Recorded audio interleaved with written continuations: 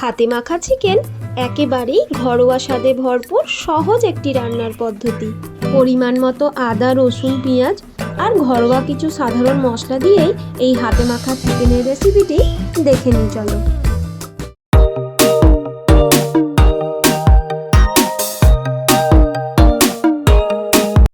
Chicken রান্নার জন্য হাতে একেবারে সময় কম থাকলে এটি একেবারে পারফেক্ট একটি রেসিপি। এখানে আমি 1 কেজি চিকেন নিয়েছি আর চিকেনের পিসগুলোকে মিডিয়াম সাইজ করে কাটিয়ে এনেছি।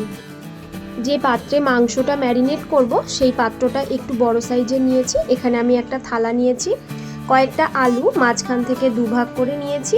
এখানে 3টে বড় সাইজের পেঁয়াজ লাচ্চা করে কেটে নিয়েছি, এখানে দিয়ে দিলাম। একটা মাঝারি সাইজের ক্যাপসিকাম লম্বা লম্বা করে কেটে নিয়েছি।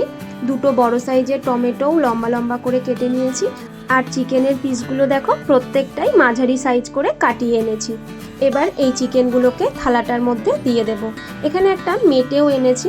রান্না শুরুর আগে রান্নার জন্য যে সমস্ত প্রয়োজনীয় সবজি লাগবে সেগুলোকে যদি আগে থেকে কেটে জল ঝরিয়ে রাখা হয় তাহলে রান্নার সময় অনেকটাই কম লাগবে। এখানে আমি দেখো কয়েক টুকরো আদা নিয়েছি, 2টো বড় সাইজের রসুন মানে প্রায় 20 থেকে 25 কোয়া রসুন নিয়েছি, একটা গোটা পেঁয়াজ আর 4-5টা কাঁচা লঙ্কা একটা মিহি পেস্ট বানিয়ে নেব। সামান্য একটু জল দিয়ে এগুলোকে পেস্ট বানিয়ে নিয়েছি। এবার এই আদা, রসুন, পেঁয়াজ আর কাঁচা লঙ্কার পেস্টটা মাংসর মধ্যে দিয়ে দিলাম। দিয়ে দিচ্ছি স্বাদ অনুযায়ী লবণ। এখানে আমি প্রায় 4 টেবিল চামচ মতো লবণ দিয়ে দিলাম।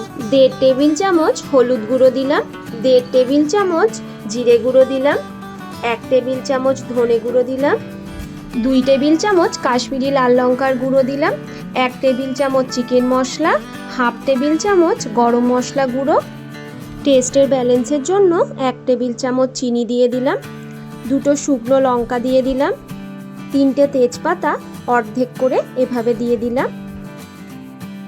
এখানে নিয়েছি 1 টুকরো দারচিনি, 4টে লবঙ্গ, 10 থেকে 12টা গোটা গোলমরিচ আর 3টে এলাচ।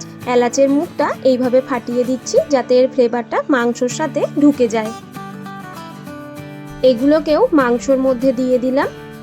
এখানে একটা জায়ফল নিয়েছি, এটা সামান্য একটু গ্রেট করে এর মধ্যে দিয়ে দেব। এটা কিন্তু খুব বেশি দিলে হবে না, তাহলে মাংসর মধ্যে গন্ধটা খুব উগ্র হয়ে যাবে। নিয়ে নিচ্ছি প্রায় 1/3 কাপ মতো সর্ষের তেল। এবার সমস্ত উপকরণ খুব ভালোভাবে মিক্স করে নিতে হবে। এই রান্নার বিশেষত্বই হলো রান্নার আগে সমস্ত মশলা ভালোভাবে মেখে নেওয়া, যাতে প্রত্যেকটা মাংসে মশলার স্বাদ ভালোভাবে ঢুকে যায়। আমি হাতে করেই খুব ভালোভাবে সমস্ত উপকরণ মিশিয়ে নিয়েছি। হাতে যদি সময় থাকে মাংসটা প্রায় 1 ঘন্টা মতো এইভাবে রেখে দিলে ভালো হয়। আমার হাতে খুব একটা সময় ছিল না, সেজন্য আমি আধ ঘন্টাই রেখেছিলাম। এবার এটাকে এই কড়াইটার মধ্যে নিয়ে নিচ্ছি। এই কড়াইয়ের মধ্যেই মাংসটা রান্না করব। ওপর থেকে আরও কিছুটা কাঁচা সর্ষের তেল দিয়ে দিলাম, এতে ফ্লেভারটা খুবই ভালো আসে। এই রান্নাটা মূলত আমার বাবার কাছেই শেখা। আমার বাবা বাড়িতে যখনই মাংস রান্না করেন এইভাবেই রান্না করেন আর খুব টেস্টিও হয় রান্নাটা। এখন গ্যাস জ্বালিয়ে কড়াইটা বসিয়ে নিলাম। এবার ঢাকা দিয়ে মিডিয়াম ফ্লেমে প্রায় 10 থেকে 15 মিনিট মতো রান্না হওয়ার জন্য রেখে দেব। প্রায় 15 মিনিট পর এটাকে ঢাকনা খুলে একবার নাড়িয়ে দেব, না হলে তলায় লেগে যেতে পারে। ফ্লেমটা এখনও মিডিয়ামেই আছে। এই অবস্থাতেই মাংসটাকে খুব ভালোভাবে একবার নাড়িয়ে নেব। এই মাংসটা রান্না করতে খুব বেশি সময়ও লাগে না, সমস্ত মশলা তো মাংসর মধ্যে মাখানোই আছে। শুধুমাত্র ঢাকনা দিয়ে কিছুক্ষণের জন্য হতে দেওয়া আর মাঝে মাঝে একবার করে নেড়ে দেওয়া। আবারও ঢাকনা দিয়ে আরও প্রায় 10 মিনিট মতো মিডিয়াম ফ্লেমেই হতে দেব।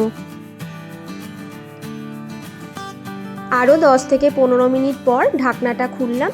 দেখো মাংসটা খুব ভালোভাবে কষানো হয়ে গেছে, মশলার কাঁচা গন্ধ একেবারেই নেই। আর এই রান্নাটা থেকে খুব সুন্দর একটা গন্ধও বেরিয়েছে। আরও একবার ভালোভাবে নাড়িয়ে নিলাম। এবার এর মধ্যে প্রায় 1 বাটি মতো নর্মাল টেম্পারেচারের জল দিয়ে দেব। তোমরা উষ্ণ জলও দিতে পারো এর মধ্যে। এই রান্নাটা মাখো মাখো বা ঝোল দুভাবেই খাওয়া যায়। আমি একটু ঝোল ঝোলই বানালাম। জলটা দিয়ে মাংসর সাথে খুব ভালোভাবে মিশিয়ে নিলাম। দেখো খুব বেশি জল দিইনি, আবার খুব বেশি মাখো মাখোও করিনি। ঝোলটা দেখো ফুটতে শুরু করেছে। জল দেওয়ার পর মিডিয়াম ফ্লেমেই আমি 10 মিনিট মতো ফুটিয়ে নিয়েছিলাম। দেখো রান্নার কালারটা কি দুর্দান্ত এসেছে, আর ফুটতে ফুটতে এত সুন্দর একটা গন্ধ বেরিয়েছে। এবার ঢাকনাটা দিয়ে গ্যাসের ফ্লেমটাকে অফ করে এইভাবেই কিছুক্ষণের জন্য রেখে দেব। একেবারেই ঘরোয়া পদ্ধতিতে এই হাতে মাখা চিকেনের রেসিপিটি তোমাদের কেমন লাগলো অবশ্যই আমায় কমেন্ট করে জানিও। যদি ভালো লেগে থাকে একটা লাইক করে দিও, আর আমার চ্যানেলটাকে সাবস্ক্রাইব করে আমার পাশে থেকো। গ্যাসটা বন্ধ করার প্রায় 10 মিনিট পর ঢাকনাটা খুললাম। দেখো মাংসর কালারটা কি দুর্দান্ত এসেছে। চিকেনের মধ্যে মশলা অনেক আগে থেকে মাখানো থাকায় রান্নার পর চিকেনের প্রতিটা টুকরোই মশলায় ভরপুর হয় আর রসালোও থাকে। ফটোশ্যুট শেষ, এবার ভোজনের পালা। চলো তাহলে। প্রত্যেকে ভালো থাকবে, সুস্থ থাকবে। প্রত্যেককে শুভ ভোজন। টাটা।